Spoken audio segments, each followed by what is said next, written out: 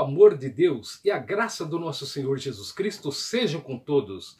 Nesta lição aprenderemos que Deus, na sua grandiosidade, também habita com os necessitados. Deus é Pai e se compadece dos que sofrem. Deus, no sofrimento, dá crescimento espiritual. Esta é a lição A Teologia de Beldade, quarto trimestre de 2020, lição bíblica CPAD. A fragilidade humana, soberania divina, comentário do pastor José Gonçalves.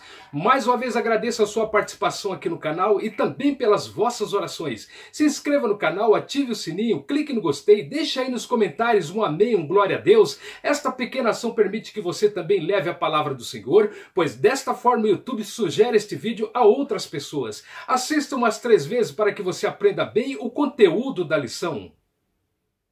Texto áureo. Se teus filhos pecaram contra ele, também ele os lançou na mão da sua transgressão. Jó capítulo 8 e versículo 4. Leitura bíblica em classe. Jó 8 de 1 a 4. Então respondendo Bildade o suíta disse: até quando falarás tais coisas e as palavras da sua boca serão como vento impetuoso? Porventura perverteria Deus o direito e perverteria o Todo-Poderoso a justiça? Se teus filhos pecaram contra ele, também ele os lançou na mão da sua transgressão. Jó 18 de 1 a 4. Então respondeu Bildade, o suíta, e disse: até quando poreis fim às palavras? Considerai bem, então falaremos. Porque somos tratados como animais e como imundos aos vossos olhos? Ó tu que despedaças a tua alma na tua ira, será a terra deixada por tua causa? Remover-se-ão as rochas do seu lugar? Jó 25 de 1 a 6. Então respondeu Bildade ao suíta e disse: com ele estão domínio e temor, ele faz paz nas suas alturas, porventura tem número as suas tropas, e sobre quem não se levanta a sua luz? Como, pois, seria o justo o homem para com Deus e como seria puro aquele que nasce de mulher? Eis que até a lua não resplandece e as estrelas não são puras aos seus olhos, e quanto menos o homem, que é um verme, e o filho do homem, que é um vermezinho. Para a Bildade, Deus é santo e justo e não se compactua com o pecado oculto de ninguém. Bildade estava correto. Deus não tem o culpado por inocente. Naum, capítulo 1 e versículo 3. O Senhor é tardio em irar-se, mas grande em poder, e ao culpado não tem por inocente. O Senhor tem o seu caminho na tormenta e na tempestade, e as nuvens são o pó dos seus pés. Porém, Jó era reto e íntegro e temente a Deus. Os problemas enfrentados pelo crente às vezes se tornam um mistério, que outro crente ou o próprio sofredor não entende, e Deus não revela e só a ele pertence. Bildade tenta resolver o problema de Jó com a razão e a moral religiosa. Para Bildade, Jó sofre porque tem algum pecado oculto. Escondido no entendimento de Bildade, Deus é grandioso e não interfere na vida de um pobre verme. Portanto, Jó deve confessar o seu pecado para alcançar a benevolência de Deus. O pecado em contraste com o caráter justo e santo de Deus. Deus é justo e reto, e isto é correto. Na sabedoria antiga de Bildade, Deus sendo justo, ele protegerá os justos. A teologia de Bildade é semelhante ao de Elifaz. Para Elifaz, Deus não pune os justos. Os justos são abençoados e os injustos são amaldiçoados. Sendo Deus santo e justo, então o sofrimento de Jó veio por seu pecado e injustiça. Bildade foi tão duro com Jó que chegou a afirmar que os filhos de Jó morreram porque eram maus. Jó deveria confessar seus pecados, pedir perdão para ser justificado por Deus. Uma compreensão limitada da natureza de Deus. O sábio Bildade ainda não tinha total conhecimento da natureza de Deus. Para Bildade, Jó deveria tornar-se bom para obter o favor de Deus. A sabedoria de Bildade mostrava que o homem tem que fazer por merecer. Se receber algo de Deus, é porque se esforçou. Esta sabedoria antiga não é completa e não contém a verdade. Se o homem se esforça ou faz algo ou realiza alguma obra para receber o amor de Deus, logo somos salvos pelos nossos méritos e não pelo amor e pela graça de Deus.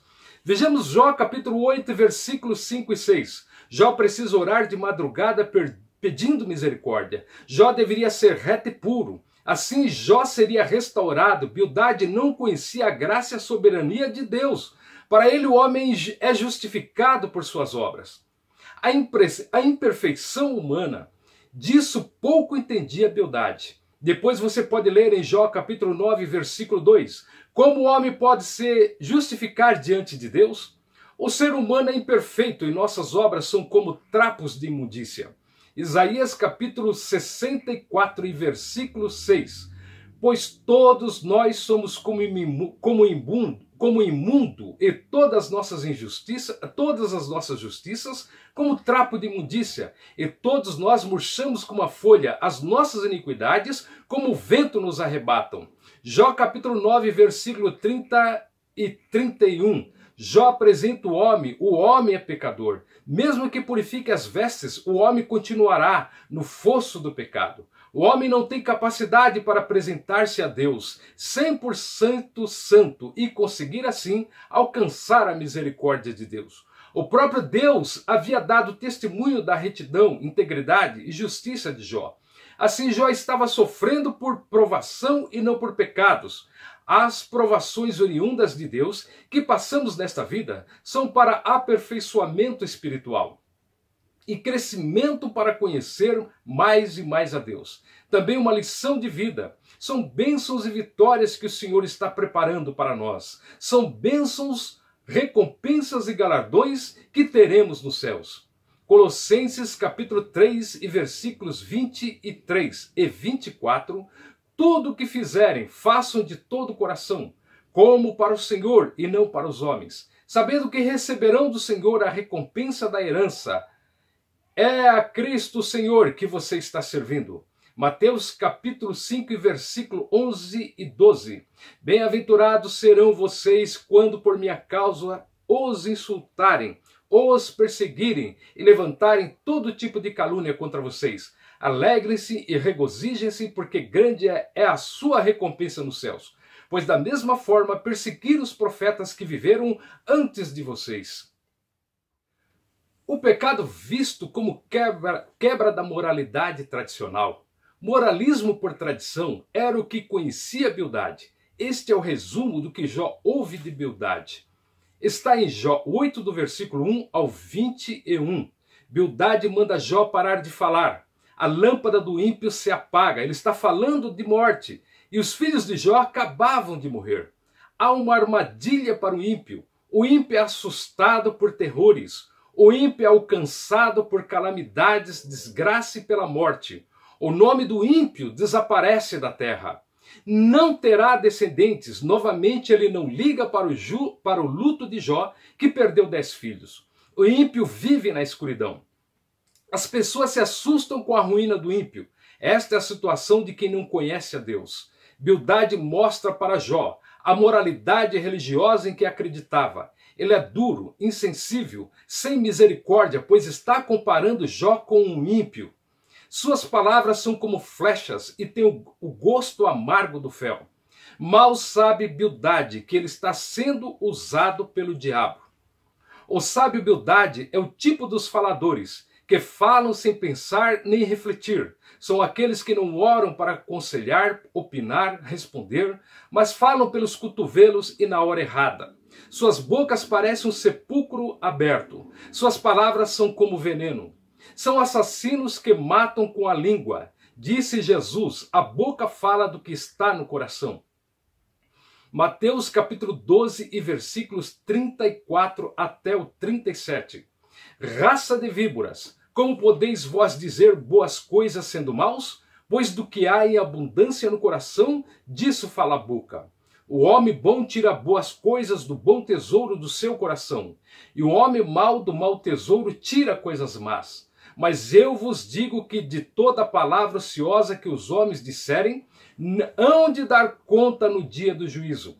Porque por tuas palavras serás justificado, e por tuas palavras serás condenado. Futuramente estas pessoas passarão pelos mesmos problemas, ou até mesmo piores. Será que gostariam de ouvir as mesmas palavras que dizem às outras pessoas? A subversão da ordem moral. A sabedoria religiosa dos amigos de Jó era passada de geração em geração. Era o conhecimento que todos tinham na época. Mesmo nos nossos dias, há muitos que assim pensam. Jó era atacado porque seu sofrimento o colocava abaixo deste padrão moral imposto pela sociedade religiosa. Para a Bildade, Jó quebrou os padrões morais e não praticou a justiça.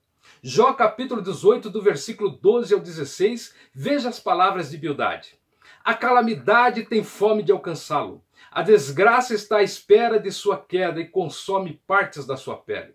O primogênito da morte devora os membros do seu corpo. Ele é arrancado da sua segurança, de sua tenda, e o levam à força ao rei dos terrores. O fogo mora na tenda dele. Espalham enxofre ardente sobre a sua habitação. Suas raízes secam-se embaixo e seus ramos murcham em cima. Mal sabia Bildade que suas meias verdades e parcial conhecimento atingiam o espírito sofredor de Jó, agonizando ainda mais a sua alma. Para Bildade, a prosperidade dos maus era ilusória, perecível, e logo desaparecia como uma árvore cortada. Dava a entender que foi isso que aconteceu com Jó. O sábio amigo Bildade não conseguia entender e nem aceitar que o sofrimento de Jó não tinha relacionamento algum com o pecado e a injustiça. Também não aprendeu que riqueza e prosperidade nem sempre são bênçãos e sinônimo de santidade. Muita gente prospera e é próspera e rica, mas não são salvas e nem conhecem a Deus.